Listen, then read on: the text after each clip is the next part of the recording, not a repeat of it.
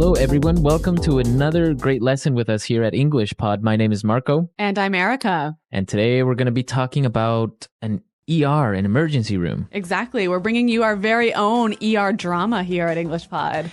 Yeah, doctor shows are very popular with people, medical terms and all that stuff. Yeah, so we're going to teach you some words that you might hear commonly in medical shows on TV or in movies. This is really common language in television. Or even at a hospital, right? Well, yeah, but let's hope our listeners don't have to face this. Okay, so let's preview some words in vocabulary preview. Vocabulary preview. All right, so what's our first word? Okay, the first word is CPR. CPR. CPR. So that's pretty easy. What does that mean? Well, it's short for cardiopulmonary resuscitation. Okay. If that means anything to you. Well, cardio is related to the heart. Uh-huh. Pulmonary refers to the lungs. Yep.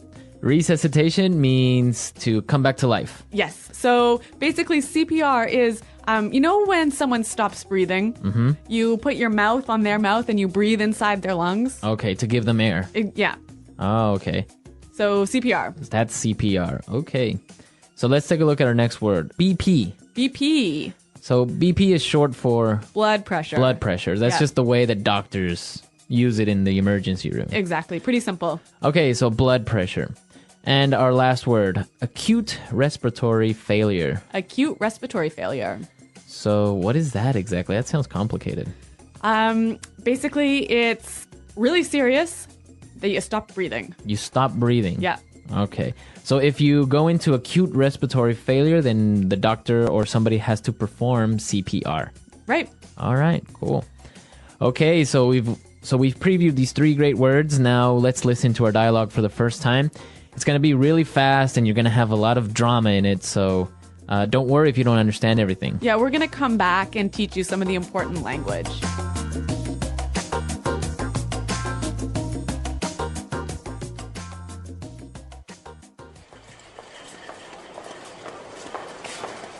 Help!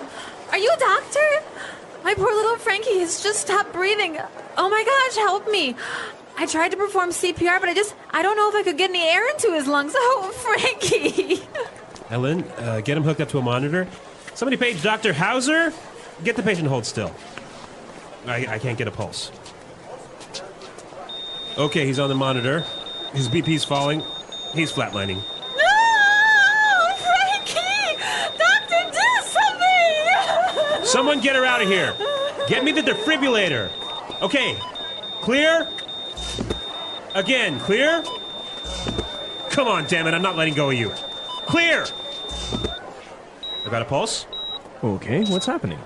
Patient is in acute respiratory failure. I think we're going to have to intubate. All right, tubes in. Bag him. Somebody give him 10 cc's shot of adrenaline.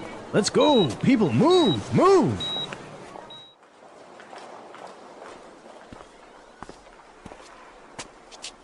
Doctor, oh, thank God. How is he? We've managed to stabilize Frankie, but he's not out of the woods yet. He's still in critical condition. We're moving him to intensive care, but... Doctor, just do whatever it takes. I just want my little Frankie to be okay.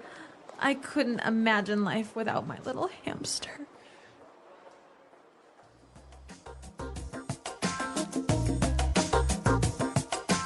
Wow, so much drama over a little hamster. Yeah, a little pet, hey? A little pet, the little hamster. Well, you know what? I can relate to this owner, and I'm going to tell you a little bit more about that later. Yeah, I know you have a really good story about this. Yeah, but in the meantime, let's look at some great language in Language Takeaway.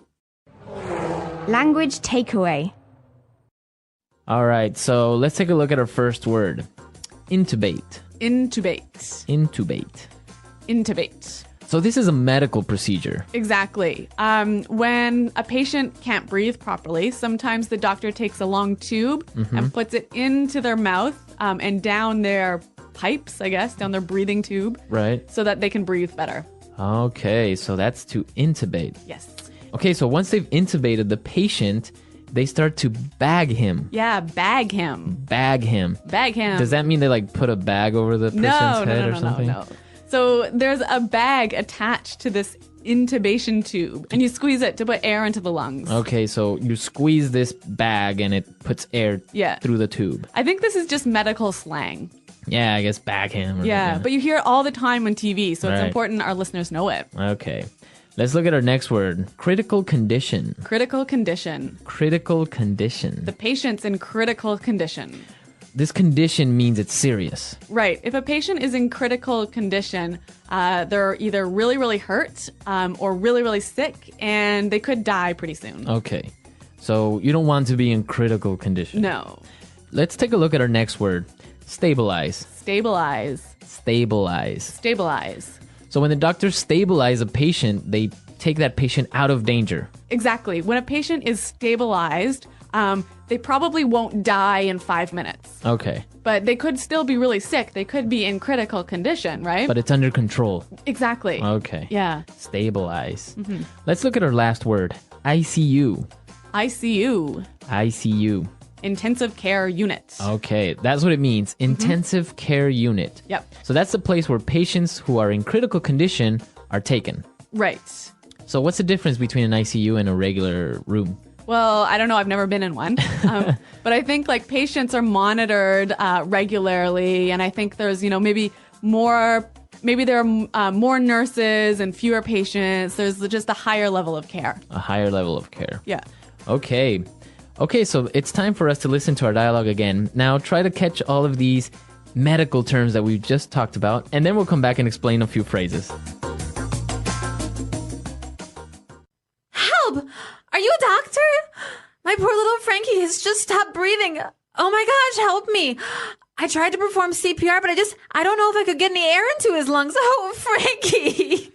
Ellen, get him hooked up to a monitor. Somebody page Dr. Hauser. Get the patient to hold still. I can't get a pulse.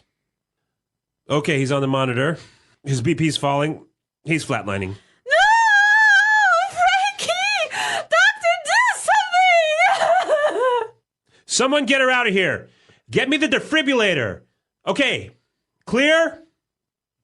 Again, clear? Come on, damn it, I'm not letting go of you. Clear! I've got a pulse. Okay, what's happening? The patient is in acute respiratory failure. I think we're going to have to intubate. All right, tubes in. Bag him. Somebody give him 10 cc's shot of adrenaline. Let's go. People, move, move. Doctor, oh, thank God. How is he? We've managed to stabilize Frankie, but he's not out of the woods yet. He's still in critical condition. We're moving him to intensive care, but... Doctor, just do whatever it takes. I just want my little Frankie to be okay. I couldn't imagine life without my little hamster. Okay, so there are some really good phrasal verbs in this dialogue. Yeah, a couple of good phrasal verbs. Okay, so let's take a look at these phrasal verbs in putting it together. Putting it together. All right, so what's our first phrasal verb today? Hook up. Hook up. Hook up. So to hook up. So when we talk about hooking something up, we are usually talking about electronics, right, Marco? Yeah, you usually hook up your TV or Yeah. your computer. Yeah. So why don't we listen to some examples of how we would use hook up? Example 1. I finally got a Nintendo Wii. Come on, help me hook it up to the TV. Example 2. I don't know how to hook up this new DVD player. Can you help me? Example 3. I just hooked up my new HD TV. Want to come over and watch a movie? Great. So you can see that there are a few different variations of this pattern here with the word hook up because it's a phrasal verb. Exactly. And I think the same patterns can apply to our next phrasal verb. Hold still. Hold still. Hold still. Hold still. So the doctor needed the patient to hold still. Right. To stop moving. Stop moving, exactly. Okay, let's listen to some more examples of hold still because, again, it's a really great phrasal verb that you can change up a little bit. Example 1. If you don't hold still, I can't see if you have something in your eye.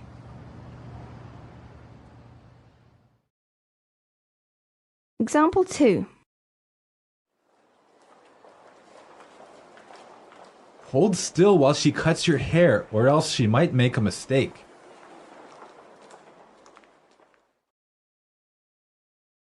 Example 3. Hold still, you have a bee on your back. Okay, hold still. Great word. Yep. All right, one final phrase for you. Out of the woods. Out of the woods. Out of the woods. Out of the woods. So when someone's out of the woods, they're Free from danger. safe. Okay, safe. Yeah. I guess it's kind of a saying. Yeah. Like, I'm out of the woods. Yeah. I'm Yeah. free. I'm safe. I guess there are two variants of this phrase. We can say, I'm out of the woods, or we're out of the woods, or I guess we're not out of the woods yet. Uh-huh. Yep. So, okay. Out of the woods. Okay, so now it's time for us to listen to our dialogue again. And when we come back, Erica's going to tell us about her ER story.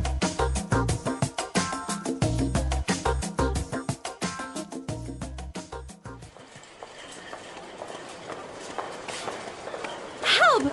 Are you a doctor? My poor little Frankie has just stopped breathing. Oh my gosh, help me. I tried to perform CPR, but I don't know if I could get any air into his lungs. Oh, Frankie!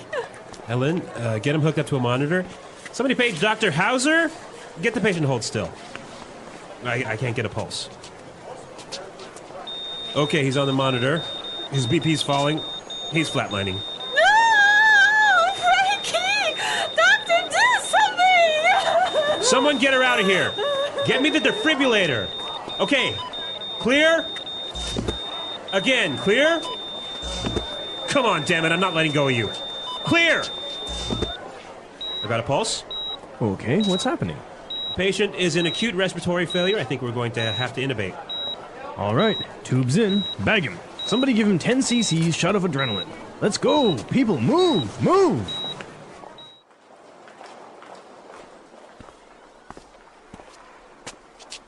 Doctor, oh, thank God. How is he? We've managed to stabilize Frankie, but he's not out of the woods yet. He's still in critical condition. We're moving him to intensive care, but... Doctor, just do whatever it takes. I just want my little Frankie to be okay. I couldn't imagine life without my little hamster.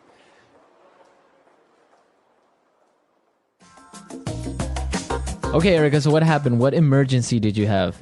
Well, it was with my cat. Your cat. Yes. I had some people over for dinner, and it was maybe 1:30 in the morning, and I went downstairs to let them out and show them where the taxis were. And then I came up, and I saw that the cat was gone.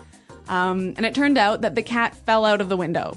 Fell out of the window. Yeah. All right, but our listeners have to know, what story or what floor do you live on? The 20th floor. The 20th. Yeah. So this is really dangerous, right? That's really high up. Yeah. So I went outside and I was calling for my cat and I was like, Mr. Finn, where are you? How did you know he fell out? I just knew. Yeah? Yeah. Mother's instinct. I guess so. And so he was calling back to me, and so I picked him up and brought him to the house, and then we had to bring him to the vet, and it was 2:30, 3 in the morning at this time, and the vet was like not very happy that we woke him up out of bed. But that was a really good emergency, though. Yeah. So anyway, we brought him to the vet. He was in critical condition for a couple of days, and then we had to keep him in the vet's ICU for about a week. He broke his back. He broke two of his legs. Wow. Yeah, and so he was in the hospital for 3 weeks, and then at home on bed rest for another 3 weeks. Wow. But now he's good as new. Good as new. Yeah. He used up one of his 7 lives. Yes, 9 lives. Nine. Yeah. I think maybe 8 of his 9 8. lives. He's only got one left. Yeah. Wow, that's an interesting story. I guess that's the inspiration under this dialogue. Exactly. Sometimes we Anglos really treat our cats and our hamsters and our dogs like they're our children. Yeah. No, that's good. Yeah. Well, I'm glad Mr. Finn is okay and he's walking and good as new. Yep, good as new. So maybe our users have some stories about their pets Yes. being taken to the hospital. I want to hear. Yeah, that should be interesting. I've never had a pet actually break a leg or anything, so don't have any pet stories this time. I'm Tom, and I'm happy you're here. In this episode, I speak slowly. I use clear, simple words. And I repeat ideas so you can shadow my voice, practice your speaking, and build your confidence step by step. Today, we will talk about how to describe your day in English. Not just short sentences, but full ideas. What do you do in the morning? What happens in your afternoon? What is your evening routine like? By the end of this episode, you will be able to talk about your day in English using clear and natural sentences. Let's begin. Why is it important to practice talking about your day in English? It's important because your day is real. It's something that happens to you every day. You know it well.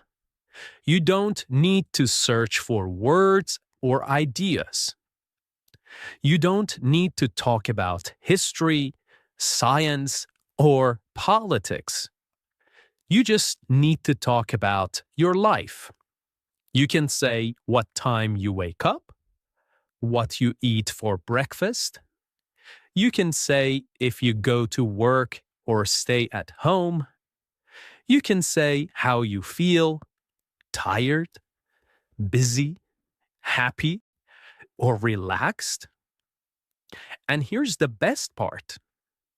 When you describe your own day, you're practicing real English, useful English, English that you can use with other people in real life. You don't need to be perfect. You just need to try. When you talk about your day, you begin to think in English. You begin to speak more naturally. You use simple, complete sentences. You stop translating in your head. And you feel more confident when speaking. Let's take an example. Imagine you are meeting someone new.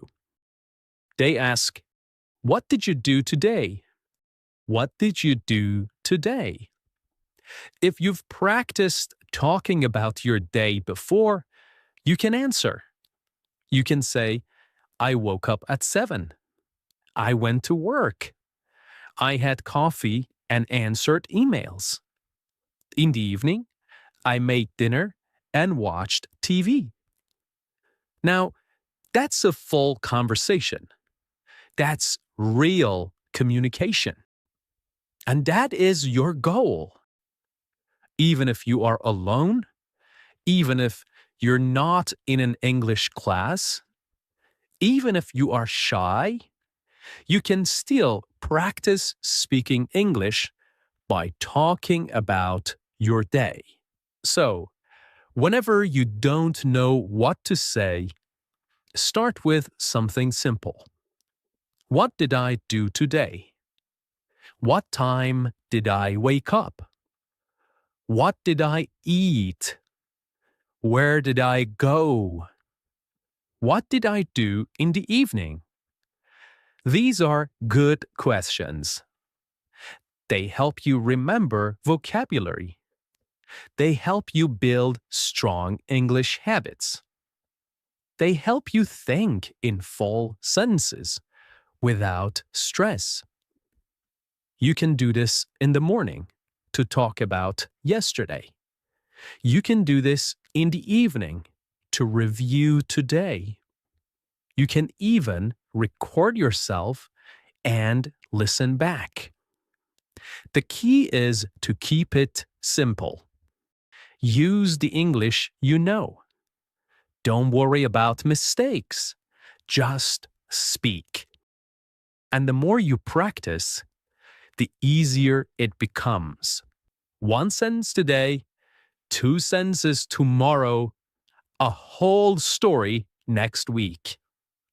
So today, Let's build that skill together, step by step, word by word, one real sentence at a time.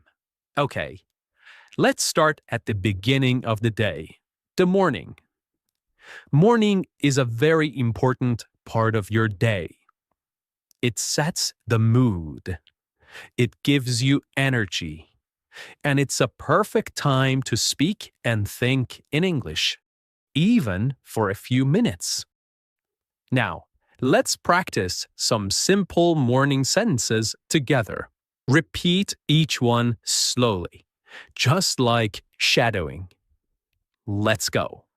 I usually wake up at 7 o'clock. Now you repeat. Sometimes I wake up earlier, around 6:30, when I have a lot to do. Now you repeat. If I sleep late, I feel tired the next morning. I stay in bed for a few minutes and think about my day.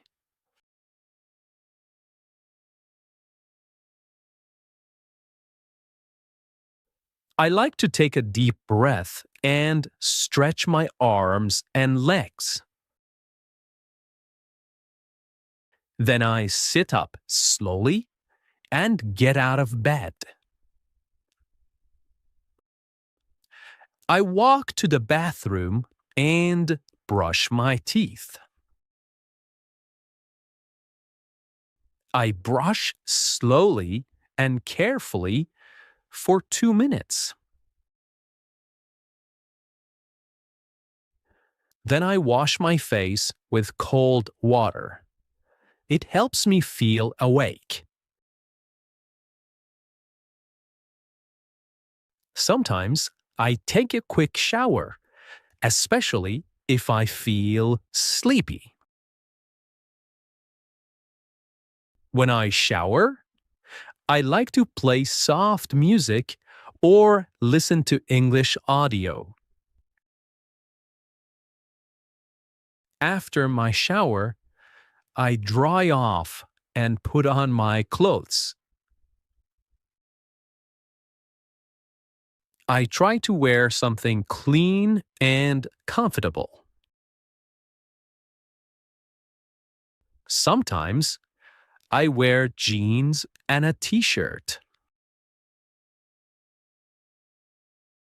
If I have a meeting or class, I wear something more formal. Next, I go to the kitchen and prepare my breakfast. I usually eat something simple, like toast, eggs, and fruit. Sometimes I have cereal with milk and a banana. If I have more time, I make an omelette or oatmeal. I like to eat slowly so I can enjoy my food.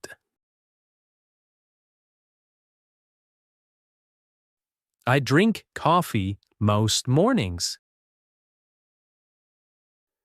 Sometimes I drink green tea because it feels light and fresh. While eating, I sometimes watch a short video or check the news.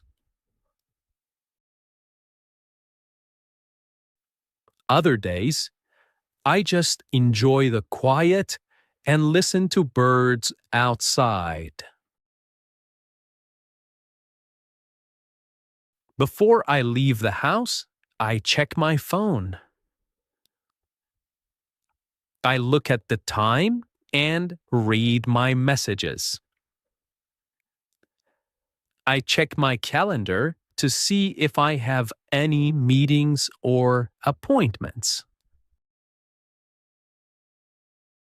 I pack my bag with everything I need: my phone, notebook, keys, and water bottle.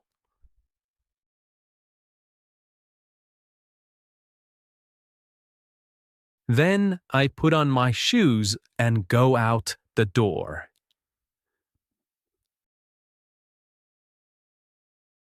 Okay, let's shadow a story. My morning routine. In this part, I will tell you a short story about my morning. You can listen, then shadow each sense. You can pause after each line to repeat it slowly. Are you ready? Let's begin. In the morning, I usually wake up at around 7 o'clock. Sometimes I wake up earlier if I have a lot of things to do. I lie in bed for a few minutes and think about the day ahead.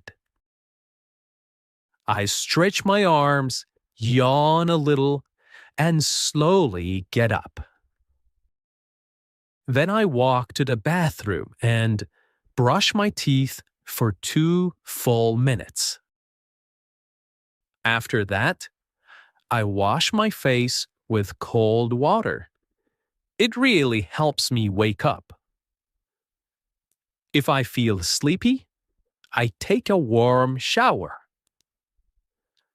I often listen to relaxing music while I shower. It helps me feel more calm and focused. After the shower, I put on clean clothes and check my hair in the mirror. Next, I go into the kitchen and start making breakfast. I usually eat 2 pieces of toast with butter and jam, and sometimes I add a boiled egg. I drink a large cup of coffee. That's very important to me in the morning. While eating, I sit by the window and look outside. Sometimes I hear birds singing, and I enjoy the peaceful moment. Before I leave the house, I check my phone. I look at the time, my to-do list, and my schedule for the day. Then I prepare my bag. I make sure I have everything: my phone, my wallet, my notebook, and sometimes a snack. Finally, I put on my jacket and shoes, open the door, and step outside to begin my day. Okay, let's say a few final practice sentences together. Again, you can repeat right after me. Every morning is a little different, but I try to follow a good routine. When I start my day with English, I feel more focused. I'm proud of my progress, and I will keep going. Now let's move to the afternoon, the middle part of the day. Many people are busy in the afternoon. Some people go to work, some go to school, some stay home and take care of the house or family. Whatever you do, the afternoon is a good time to use English. Even if you're busy, you can still listen. You can still repeat. You can still practice, even for just 5 or 10 minutes. Let's learn some common sentences together. Try to repeat after me, slowly and clearly. After lunch, I go back to work. Sometimes I feel a little sleepy after I eat. I check my emails and answer the important ones first. I often read messages from coworkers or classmates. I usually have 1 or 2 meetings in the afternoon. Sometimes I meet with a client or my manager to talk about tasks. If I work from home, I sit at my desk and open my laptop. I type reports or prepare presentations. I also look at my calendar to see what I need to do next. I like to keep my desk clean and organized. It helps me think clearly. I usually take a short break around 3 o'clock. I make a cup of tea or drink some water. Sometimes I eat a small snack, like fruit or a biscuit. If I have time, I go for a short walk to get fresh air. Even 10 minutes outside helps me feel better. If the weather is nice, I walk around the block or sit in the sun. When I have free time in the afternoon, I study English. Sometimes I listen to a podcast while I take a walk. Other times, I read a short article or a story online. I also watch slow English videos to help with listening. I repeat short phrases out loud to practice speaking. Shadowing helps me speak more fluently and clearly. Before I finish work, I write down what I did. This helps me stay organized and ready for the next day. Sometimes I write one new word I learned today. I like to review my English notebook before I stop for the day. I will now tell you a story about my afternoon. You can listen, pause, and repeat after me. Try to copy my rhythm and tone. This is a great way to shadow and learn. After lunch, I usually go back to my desk to continue working. I check my emails and write a to-do list for the afternoon. I often have a video meeting with my team.